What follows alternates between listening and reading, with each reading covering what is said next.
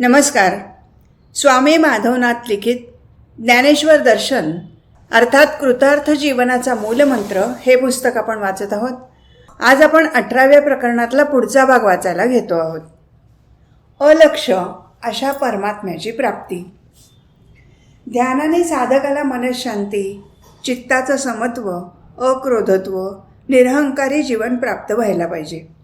ध्यानाने परमशांती प्राप्त होते असं अध्यात्मशास्त्रातले सारे ग्रंथ सांगत आहेत. ऋषीमुनींनी स्वानुभवाने ते लिहिलेलं आहे.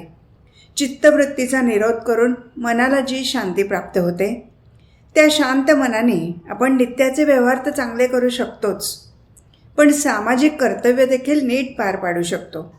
सारांश, स्वतःसाठी, कुटुंबासाठी अथवा समाजासाठीही कार्य करण्याकरता मनाची जी प्रसन्नता, जी शांत वृत्ती, तृप्ती लागते, चित्ताचं जे समत्व असावं लागतं, ते या ध्यानाने, सोहम साधनेने प्राप्त होतं.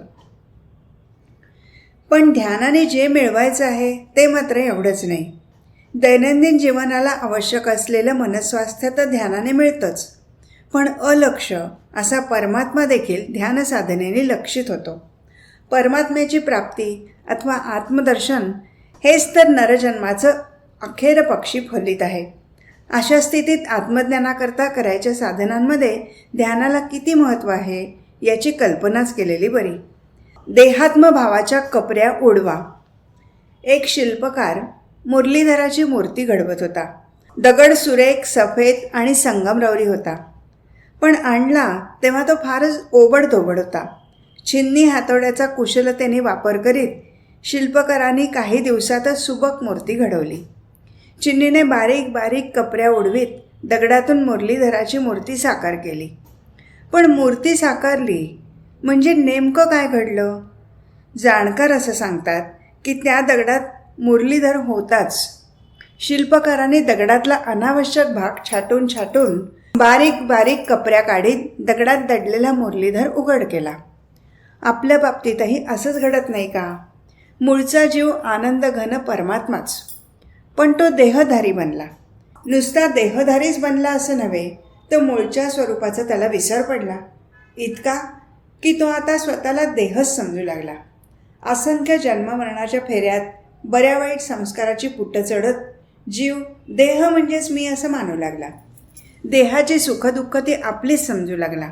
देहाच्या अज्ञानजन्य मोहाचा त्याच्या मनावर एवढा जबरदस्त पगडा बसला की कोणी ज्ञानी त्याला सांगू लागला की बाबा रे, मी जीव, माझं बंधन हा भाव सोड, तू देहात्म भाव टाक.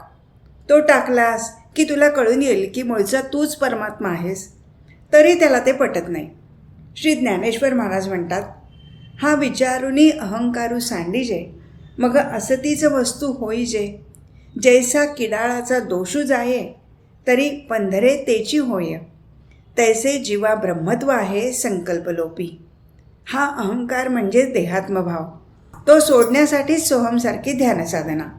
अग्नीने तापवून सोन्यामधलं हीण एकदा निघालं की उरतं ते 100 नंबरी सोनच. मूळच्या स्वरूपाकडे परत जाण्यासाठीच ध्यानसाधना. कर्मयोग, भक्तियोग आदी साधनांची देखील त्याच करता आवश्यकता आहे. युक्त आहार विहार, विवेक वैराग्य आणि ध्यानादी साधना यांच्या योगी देहरूप दगडामधला काम, क्रोध, लोभ, मोह, मत्सर अशा कपऱ्या उडत जातात आणि बाकी उरते ती स्वस्वरूपाची साजिरी गोजिरी परमात्मूर्ती. रामचंद्र गोडबोले याच वाटेने स्वरूपानंद झाले. गदाधर एक पुजाऱ्याचं पोर, पण परमहंस पदारूढ रामकृष्ण झाले हे याच वाटेने. स्वरूपाचा बोध झालेल्या या व्यक्तींच्या मूर्ती कशा घडल्या? नित्य नवा दिस जागृतीचा व्हावा यासाठीच मनाला अंकुश लावीत अनावश्यक अशा विषय विकारांच्या कपाऱ्या उडवीत त्यांनी आपली मूर्ती कशी घडवली ते जाणून घेऊन साधकाने आपापली मूर्ती स्वतःच घडवायची आहे. कोण किती तास ध्यानाला बसतो, कोण किती कोटी जप करतो, कोणी आळंदी पंढरीच्या किती वाऱ्या केल्या, याला परमार्थ मार्गात फारसं महत्त्व नाही. त्या त्या साधनेच्या द्वारे स्वतःमध्ये कोणता बदल घडला याला महत्त्व आहे. अशा जाणीवपूर्वक होणाऱ्या बदलांनीच कोणताही उत्तम साधकात स्वरूपानंद, रामकृष्ण किंवा विवेकानंद साकारला जाऊ शकतो. फक्त तशी जिद्द मात्र पाहिजे. 20 भक्तिपूजेची कर्मकांडी कवायत. स्वामी स्वरूपानंदांनी म्हटलं आहे, प्राप्त कर्माचरणी निपुण, भक्ती ज्ञाने सुसंपन्न, अखंड करी सोहम ध्यान, कृतार्थ जीवन होय त्याचे. म्हणजे ज्या कोणाला आपलं जीवन कृतार्थ करायचं असेल त्यांनी कर्माचरणात तर निपुण असायलाच हवं, पण त्याबरोबर भक्ती ज्ञानाने तो सुसंपन्न असला पाहिजे. याचाच अर्थ असा की जीवनात कृतकृत्यता लाभण्यासाठी कर्म, भक्ती, ज्ञान आणि ध्यान या सर्वांचीच एकवाक्यता साधायला हवी. ज्याने ही योग्य सांगड घातली तो सुटला गा. ध्यान ही एक अंतरंग साधना आहे. ती साध्य होण्यासाठी देखील कर्माची जोड आवश्यक ठरते. म्हणजे ध्यान साध्य होणं हे हातून घडणाऱ्या सुकर्मावर अवलंबून आहे. ध्यानाला पूरक अशी सत्कर्म हातून घडलीच नाहीत तर ध्यानाची बैठक साधणार नाही. योगाचं सारं जे चित्ताचं समत्व ते प्राप्त होणार नाही. साक्षीभाव साधणार नाही. मनाचं अमन होणं ही तर फारच लांबची गोष्ट. थोडक्यात ध्यानाआधी सुकर्म करण्याकडे मनाचा ओढा असला पाहिजे. सुकर्म हातून घडत गेली की ध्यानाची बैठक साधत जाईल. ध्यान साधत गेलं की मग नाईकडे ते कानची वाळी, न पाहणे ते दिठीची गाडी, अवाच्य ते टाळी जीवची गा, अशी साधकाची वृत्ती आपोआप होत जाते. ध्यानाने बुद्धी कुशाग्र होते. गीतेमधला एक सबंध अध्याय आणि इतर अध्यायातही प्रसंगाप्रसंगाने भगवंतांनी ध्यानासंबंधी आवर्जून सांगितलं आहे. श्री ज्ञानेश्वर महाराजांनी तर आपल्या भावार्थ दीपिकेच्या प्रारंभीच्या ओव्यातच जे अपेक्षी जे विरक्ती, सदा अनुभवी जे संती, सोहम भावे पारंगती रमी जय जेथ असं म्हणून सोहम ध्यानाची महती सांगितली आहे. आणि सबंध ज्ञानेश्वरीत संधी सापडेल तिथे सोहम साधनेचं महात्म्य गायलं आहे. अगदी व्यास महर्षींपासून सद्गुरू स्वामी स्वरूपानंदापर्यंत सर्व महात्म्यांनी ध्यानाचं महत्त्व या ना त्या स्वरूपात सांगितलं आहे. ध्यान करून त्या मार्गाने जात असता त्या सर्व मंडळींचं जीवन सफल झालेलं प्रत्यक्ष दिसत आहे. अशा स्थितीत ध्यानमार्गाने गेल्यास आपल्या मुलाबाळांची, विद्यार्थ्यांची, गृहिणीची अथवा गृहस्थांची जीवन नौका कुठेतरी भरकटत जाऊन फुटेल असं म्हणण्याचं काहीच कारण नाही.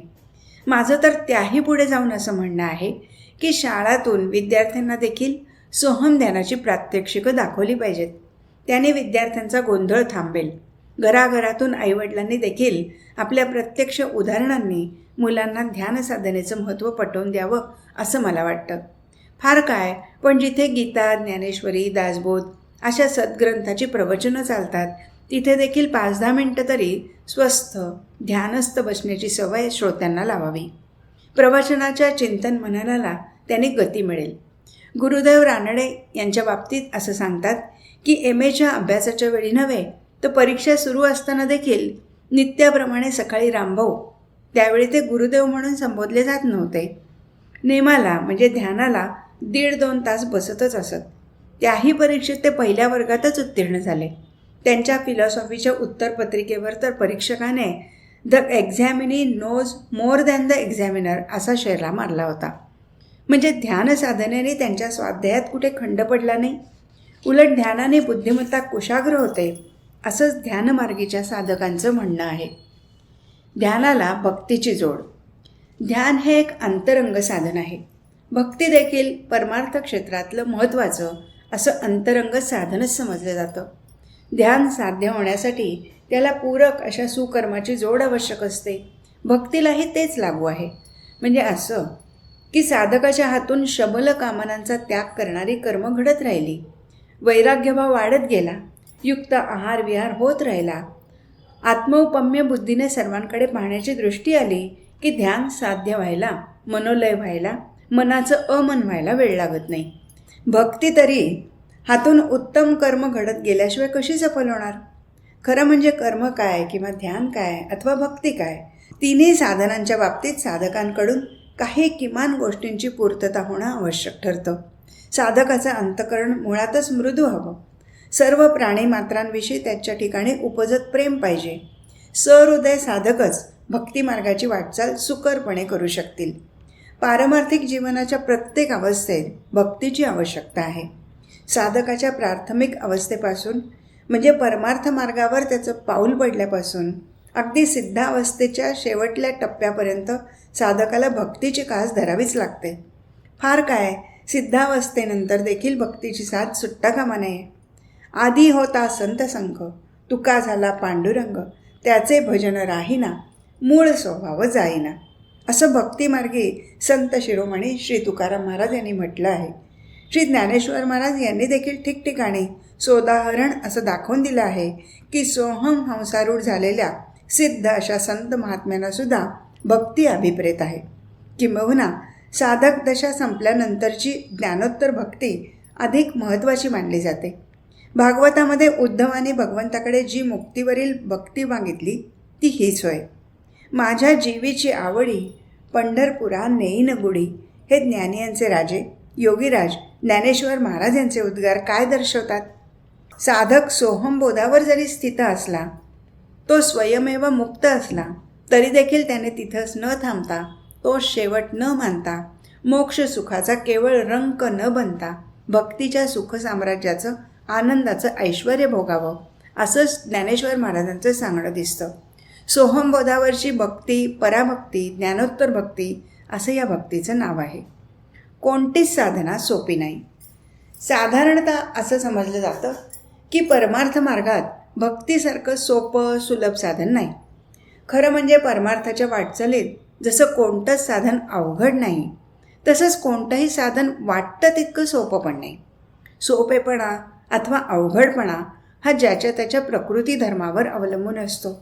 जन्मोजन्मी केलेली कर्म आणि त्यानुसार उमटलेले संस्काराचे ठसे यामुळे कोणा जीवाला कर्मयोग आवडेल, कोणा जीवाचा कल ज्ञानमार्गाकडे राहील, तर कोणी जीव भक्तिमार्गाची कास धरील अथवा कोणी ध्यानमार्गाने जाऊ पाहिल. अर्थात यातल्या प्रत्येक मार्गाचं सहकार्य थोड्याफार प्रमाणात या ना त्या स्वरूपात घ्यावंच लागतं. सर्वच साधन मार्गाचे धागे एकमेकात कमालीचे गुंतलेले आहेत. श्री तुकाराम महाराज भक्तिमार्गाचे अर्ध्वयू मानले जातात, पण त्यांनी देखील साधनावस्थेत भंडाऱ्याच्या डोंगरावर ऊर्ध्वमुखे आळविला सोहम शब्दाचा नाद अशी कबुली दिली आहे. शिवाय जो भक्तिमार्ग सोपा म्हणून समजला जातो त्याबाबत देखील भक्ती ही कठीण सुळावरील पोळी, निवडे तो बळी विरळा शूर, असाही इशारा त्यांनीच देऊन ठेवलेला आहे. नुसत्या भक्तीच्या क्रिया, सध्या सभोवताली पाहता लोकांच्या अंतःकरणात भक्तिभाव वाढलेला दिसतो. म्हणजे भक्ती या सदरात मोडू शकणाऱ्या क्रिया करीत असलेली बरीच मंडळी दिसतात. सर्वत्र संचार करणाऱ्या नारदासारख्या कोणा वैकुंठीच्या देवदूताने पाहणी केली तरी प्रथमदर्शनी तोही या भक्तिभावाच्या प्रदर्शनाने मोहित होऊन जाईल. देवळादेवळातून कीर्तनं प्रवचनं चालली आहेत. गुरुचरित्र, दासबोध, ज्ञानेश्वरी यांची पारायणं सुरू आहेत. चतुर्थीला सारसबागेसारख्या गणेश मंदिरात दर्शनासाठी भक्तांची झुंबड आहे. कल्याणजवळ टिटवाळ्याला तर गणपती दर्शनासाठी खास लोकल सुटत आहेत. मंगळवारी देवीच्या दारी तर गुरुवारी गुरुदेव दत्तराजाच्या दर्शनाला लोक दाटी करत आहेत. संत महात्म्यांच्या जयंत्या, पुण्यतिथ्या, जन्मशताब्द्या मोठ्या भक्तिभावाने साजऱ्या केल्या जात आहेत. सगळीकडचं हे भक्तिपूर्ण वातावरण पाहून कोणाही भक्तिमार्गी साधकाला समाधानच वाटेल. पण इथेच नेमकी गोम आहे. म्हणजे असं की या सगळ्या क्रिया भक्ती या सदात मोडत असल्या तरी भक्तीचं जे फलित ते त्यातून साधलेलं दिसत नाही, किंवा त्या फलिताकडे पूर्ण दुर्लक्ष करूनच ही भक्तीची कर्मकांड केली जातात. भक्तीला आंतरिक ओलावा हवा. आपलं प्रेम देवाला अर्पण करणं म्हणजे भक्ती. वारकरी संप्रदायाचे अर्ध्वयू पूजनीय सोनोपंत दांडेकर सांगत असत, 1 तास भजन आणि दिवसातल्या बाकीच्या तासात त्या भजनाशी विसंगत असा व्यवहार होत असेल तर ती भक्ती नव्हे. संपूर्ण जीवनच ईश्वरी प्रेमाने भरून जाणं म्हणजे भक्ती. आता भक्तीच्या व्याख्येतले हे गुण भक्ती म्हणून करण्यात येणाऱ्या वर सांगितलेल्या क्रियातून दिसतात का? प्रेम, कारुण्य, दया, शांती आदी सात्विक गुणांची झलक जरा तरी या भक्तांच्या वागण्यात दिसते का? आचरणात आढळते का? सोनोपंतांच्याकडे एकदा सकाळीच एक गृहस्थ भेटायला आले. सोनूमामांच्या ते नित्याच्या परिचयाचे होते. ते आल्याबरोबर मामासाहेब त्यांना म्हणाले, आलात? या, आज तुमची कवायत लवकर संपलेली दिसते. त्या गृहस्थाच्या ते एकदम ध्यानात आलं नाही. क्षणभर थांबून मामासाहेबच हसत म्हणाले, अहो, म्हणजे तुमचं ते याज्ञिक आज लवकर संपलेलं दिसतं आहे. आजकाल पूजापाठ, जपजाप्य, स्नानसंध्या सर्व काही यज्ञाप्रमाणे एखाद्या कवायतीसारखं केलं जातं. भक्ती म्हणून केल्या जाणाऱ्या कर्मामध्ये भक्तिभावच नसेल, त्या कर्मातून साधकाच्या अंगी दया, क्षमा, शांती निर्माण होत नसेल, तर भक्ती म्हणून केलेली सारी साधना निश्चितपणे कवायतच होय. बिडकर महाराज तर अशा साधनेला हडेल हप्पीच म्हणतात. काशीच्या घाटावर अशा साधनेत निमग्न असलेल्यांच्या पुढून हडेल हप्प असं मोठ्याने म्हणत बिडकर महाराज जात असत. परमहंस सद्गुरू स्वामी स्वरूपानंद यांनी देखील या संदर्भात एका साधकाला लिहिताना म्हटलं होतं, धर्मामधला प्राण केव्हाच निघून गेला आहे. आज दिसत आहे ते केवळ धर्माचं कलेवर. मला वाटतं आपण देखील भक्ती म्हणून जे काय कर्मकांड करत असतो, भक्तियोगाच्या नावाखाली ज्या काही गोष्टी करत असतो, त्यामधलाही आंतरिक भक्तीचा ओलावा केव्हा संपलेला आहे. आज जो दिसतो आहे तो भक्तीचा देखावा, भक्तीची नुसती कवायत. 21. कर्म, योग आणि भक्ती यांची त्रिवेणी. ईश्वराविषयी वाटणारं प्रेम म्हणजे भक्ती. सर्वत्र सर्व प्राणीमात्रांच्या ठिकाणी एक ईश्वरच आहे अशा भावनेने आत्मवत सर्व भूतेषु वागणं याचं नाव भक्ती. कशाचीही अपेक्षा न धरता निरपेक्ष बुद्धीने केलं जाणारं ईश्वराचं चिंतन म्हणजे भक्ती. विषय वासना टाकून म्हणजे जीवनात अनावश्यक अशा शबल कामनांचा त्याग करून जीवापेक्षा शिवावर म्हणजेच परमेश्वरावर प्रेम करणं, प्रेम असणं याचं नाव भक्ती. ढोबळ मनाने सहज समजण्यासारखी ही भक्तीची व्याख्या आहे. पण आज समाजामध्ये भक्तीच्या नावावर जे काही चाललं आहे ते पाहिलं म्हणजे त्याला भक्ती म्हणून कसं संबोधावं याचाच विचार पडतो. साधं पूजेचं उदाहरण घेऊया. पूजा करत असताना भगवंताविषयी आंतरिक प्रेम वाटलं पाहिजे. तेच प्रेम यच्च यावत प्राणीमात्रापर्यंत पसरत गेलं पाहिजे. करून टाकली पूजा, झालं आजचं काम. आजोबांनी एवढे खंडीवर टाक अन देव कशाला जमवले होते कोणास ठाऊक. आम्हाला मात्र उगाच व्याप असा भाव मनात असल्यावर यथासांग पूजा होईल का? कर्मकांडा व्यतिरिक्त तिथे दुसरं काय मिळणार? पूजाविधी, पूजा साहित्य यांनाही आपल्या परीने महत्त्व आहे, नाही असं नाही. पण त्या वाचून अडून राहते ती पूजा नव्हे. मानसपूजेच्या द्वारा हे सारं साहित्य साधकाला गोळा करता येतं आणि भगवंताला अर्पणही करता येतं. त्यासाठी दुसऱ्याच्या घरातली फुलं छत्रीने काढून देवपूजेला घेणं योग्य नव्हे. पूजेमागच्या साधकाच्या भावनेला खरं महत्त्व आहे. पूजा घेता ती प्रतिमा, अंगा येतो अंतरात्मा अशी श्री समर्थ वचनांची प्रतीती पूजा करणाऱ्याला येत राहिली पाहिजे. म्हणजे असं की समोरील देवारातल्या प्रतिमेची, मूर्तीची पूजा करत असताना जो निर्गुण निराकार असा सर्वात्मक सच्चिदानंद प्रभू आहे तोच सगुण साकार कृष्ण राम विठ्ठल झाला आहे असा भाव पूजकाच्या अंतकरणात निर्माण झालेला दिसला पाहिजे. आणि हा भाव वाढत वाढत आपण देखील तेच आहोत अशी भगवंताविषयीची एकरूपता भक्ताला साधता आली पाहिजे. याचंच नाव भक्ती. श्री ज्ञानेश्वरादी संतांना अशीच भक्ती अभिप्रेत आहे. कोणी एक पोलीस अधिकारी कामकाजात कडक पण अन्यथा धार्मिक वृत्तीचे होते. सकाळी पूजापाठ जपजाप केल्याखेरीज ते घराबाहेर पडत नसत. जणू त्यांना कराव्या लागणाऱ्या कामावरील तो उताराच ते समजत. पूजापाठ पूर्ण होईपर्यंत सकाळी कोणालाही भेटत नसत, कोणाशी बोलत नसत, मौन धारण करीत. एक दिवस ते अशीच पूजा करत होते. त्यांच्या हाताखालचा एक हवालदार त्यांना भेटायला आला. ऑफिसमधलाच माणूस म्हणून कर्तव्यदक्ष साहेबांनी त्याला आत बोलवलं.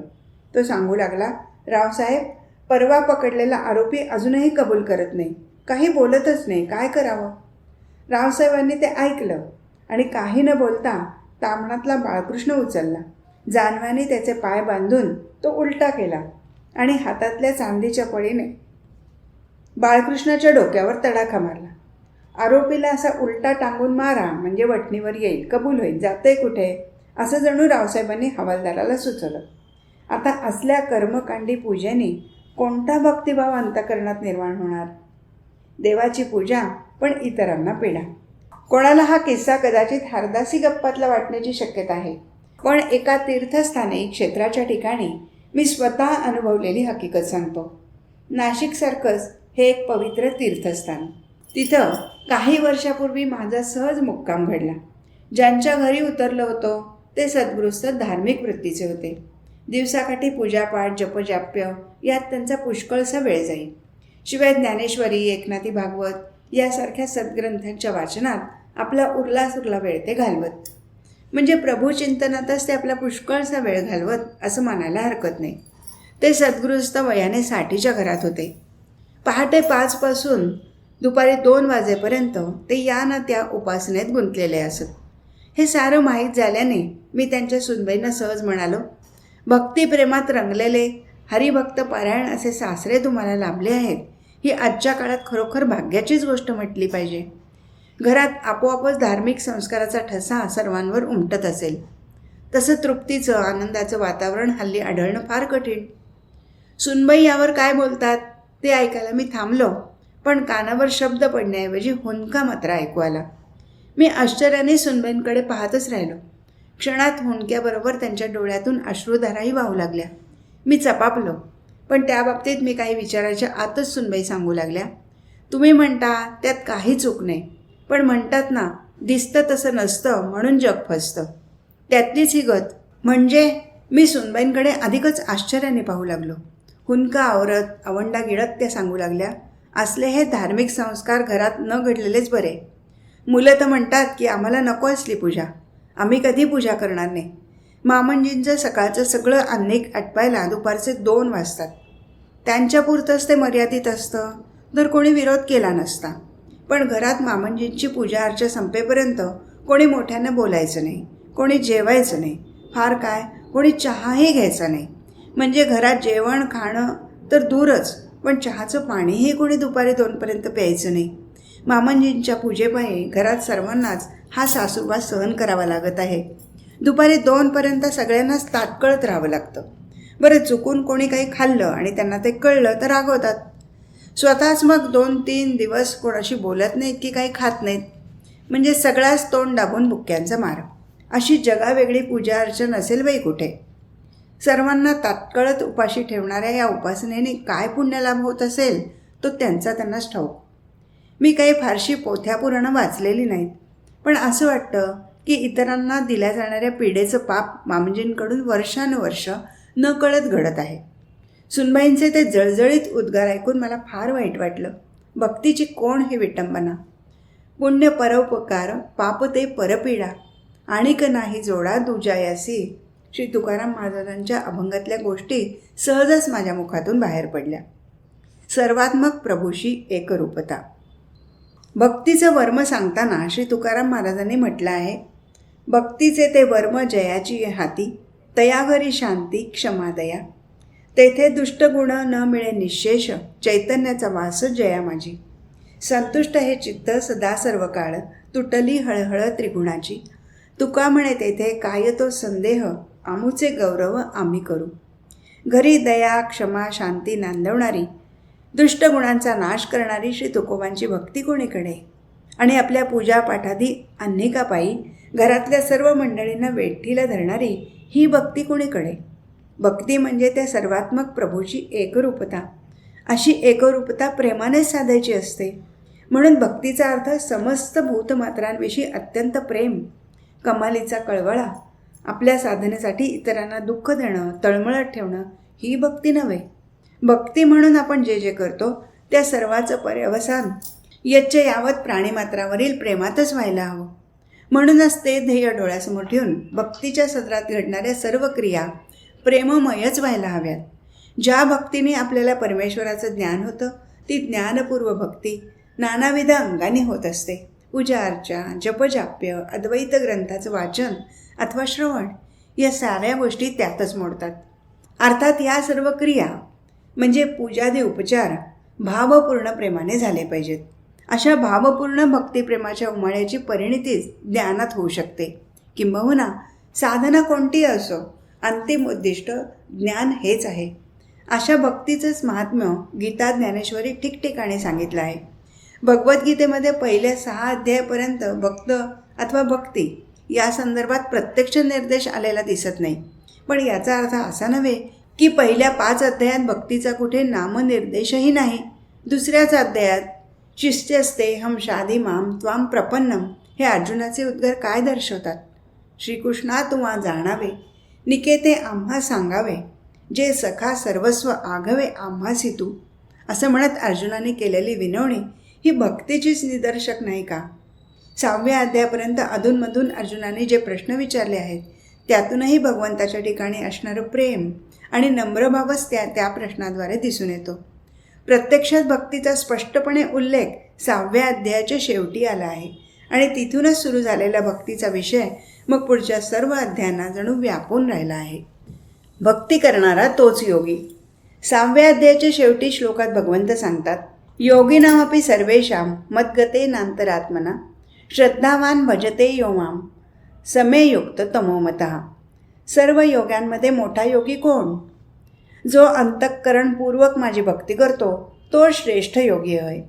त्यावर निरूपण करताना श्री ज्ञानेश्वर महाराज म्हणतात, आका योगी जो म्हणजे तो देवाचा देव जाणीजे आणि सुख सर्वस्व माझे चैतन्य तो. पण केव्हा? जेव्हा तेथे भजता भजन भजावे हे भक्ती साधन जे आघवे तो मीची जाहल अनुभवे अखंडित. योग निराळा आणि भक्ती निराळी असं श्री ज्ञानेश्वर महाराज मानत नाहीत. योग आणि भक्ती या दोन्ही गोष्टी परस्पर पूरकच आहेत. किंबहुना कर्म, योग आणि भक्ती यांचा त्रिवेणी संगम जिथे घडतो तिथे साधकाला पूर्ण बोध होऊ शकतो. या तिन्ही गोष्टी एकवटल्याखेरीज बोधाची पूर्णता होऊच शकत नाही असंच भगवंताचं सांगणं दिसतं. श्री ज्ञानेश्वर महाराजांनी देखील ज्ञानेश्वरीत ठिकठिकाणी त्याचाच पुनरुच्चार केला आहे. आज इथेच थांबू. हरिओम तत्सत.